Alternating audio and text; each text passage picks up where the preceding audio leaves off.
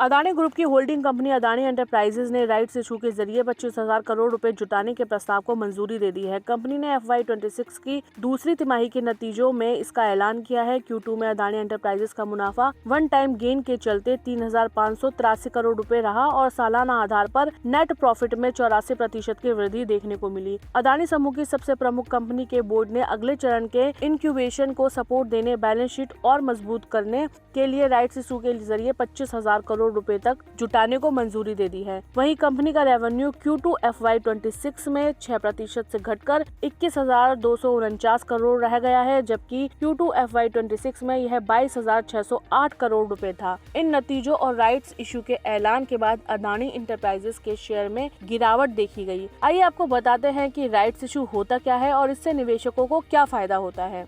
दरअसल rights issue किसी company के लिए अपने मौजूदा शेयरधारकों को डिस्काउंट प्राइस पर नए शेयर देकर पैसे जुटाने का एक तरीका है। इससे मौजूदा शेयरधारक बाजार मूल्य से कम कीमत पर शेयर खरीद सकते हैं। ऐसे में निवेशकों को भी फायदा होता है और कंपनी को अपने बिजनेस के विस्तार या अन्य कामों के लिए फंड मिल जाता है। आमतौर पर कंपनियां बिना मौजूदा कर्ज, क्षमता विस्तार, नए अधिग्रहण या अन्य किसी उद्देश्य को पूरा करने के लिए राइट्स इशू लेकर आती हैं। इससे फायदा यह होता है कि कंपनी को कोई नया कर्ज नहीं लेना पड़ता और वह सीधे शेयरधारकों से पैसा जुटा लेती है।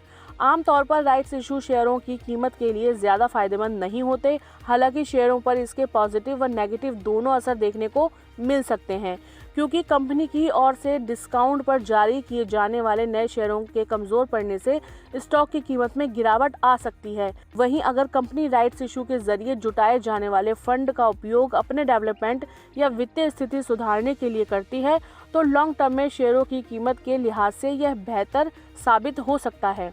अदानी इंटरप्राइजेज ने 25,000 करोड़ का राइट्स इशू लाने को मंजूरी दी है, जिसका उद्देश्य बैलेंस शीट को मजबूत करना और अगले चरण के विकास को सहारा देना है।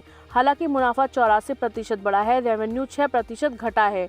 राइट्स इशू से मौजूदा शेयरधारकों को डिस्काउंट मूल्य पर शेयर खरीदने का मौका मिलता है, जिससे कंपनी बिना कर्ज लिए फंड जुटाती है। अल्पकालिक रूप से शेयरों के कमजोर पड़ने से गिरावट आ सकती है, जैसा कि नतीजों के बाद देखा गया है। हालांकि यदि जुटाए गए फंड का उपयोग विकास और वित्तीय सुधार के लिए होता है, तो लंबी अवधि में यह शेयर की कीमत के लिए बेहतर साबित हो सकता है।